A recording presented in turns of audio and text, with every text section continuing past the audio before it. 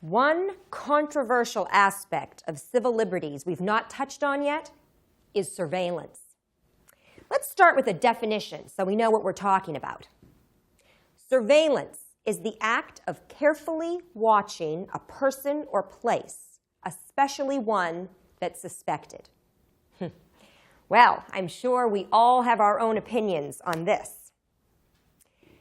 Civil liberties groups in most countries are concerned that we're becoming a so-called surveillance culture, that in the name of national and personal security, national governments are obtaining detailed information on their citizens and tracking their movements, internet use, financial transactions, and so on.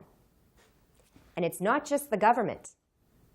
Today, it's possible for savvy private organizations to get information on individuals from different sources and build a kind of composite picture, a profile, if you will. Some people think that this is fine if it helps the government or if their local supermarket knows their shopping habits. They shouldn't have anything to hide, right? But most people don't like it.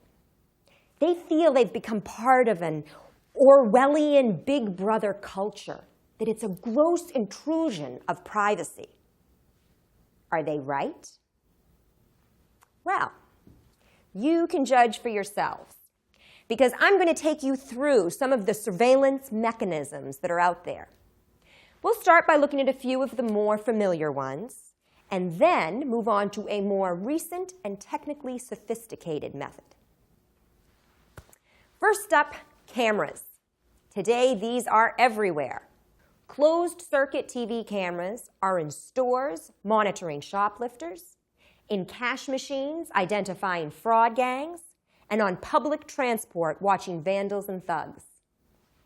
But of course, they're also watching perfectly ordinary, innocent people like you and me, going about their daily lives completely unaware that they're being monitored. You know, today in the US, for example, there are probably upwards of 6 million surveillance cameras. In New York City alone, they've increased 50% in the past few years. And in Britain, that figure is 4.5 million cameras. That's one camera for every 14 people, recording each citizen up to 300 times a day. Then there are traffic-based cameras, monitoring vehicles via their registration numbers. Right now, the UK government is considering recording all car journeys taken on main roads as a deterrent to terrorism and crime generally. These cameras are being used way beyond their original purpose. It's downright invasive. Cell phones have given the authorities another useful surveillance tool. Records of incoming and outgoing calls can be checked and used to solve crimes. That's right, just like in the movies.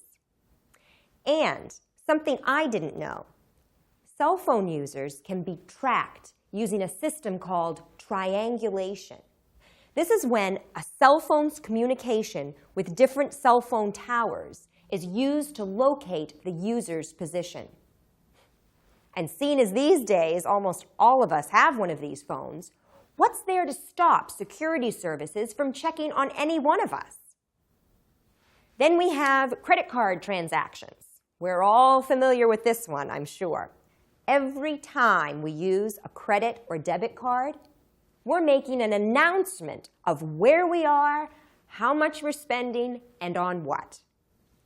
Again, useful for crime busting when, say, unusually large amounts of money are suddenly spent uncharacteristically.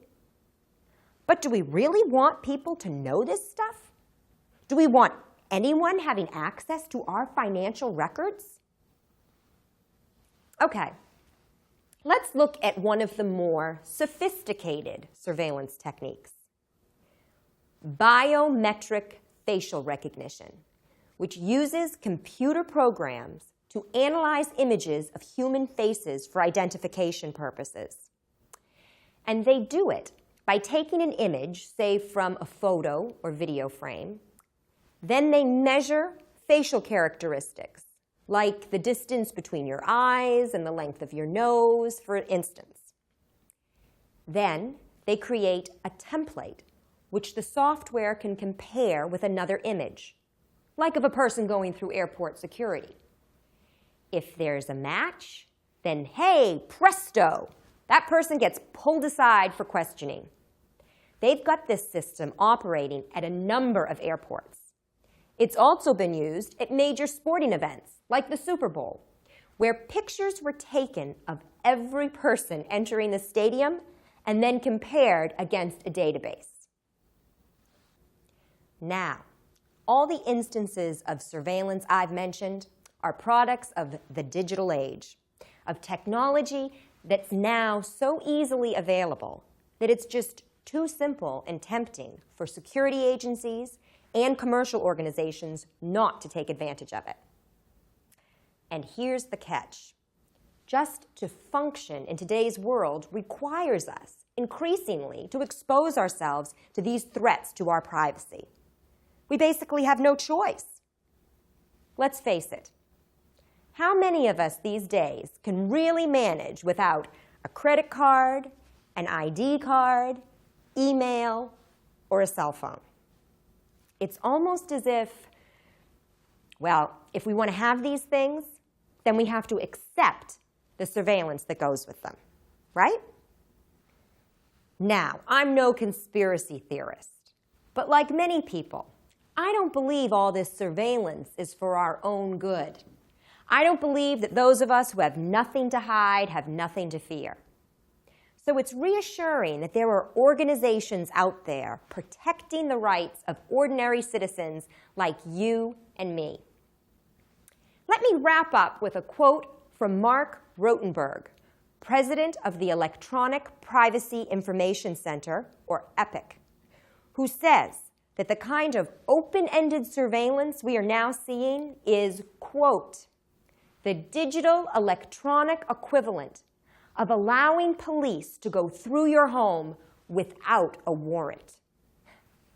Now that's a sobering thought, wouldn't you say?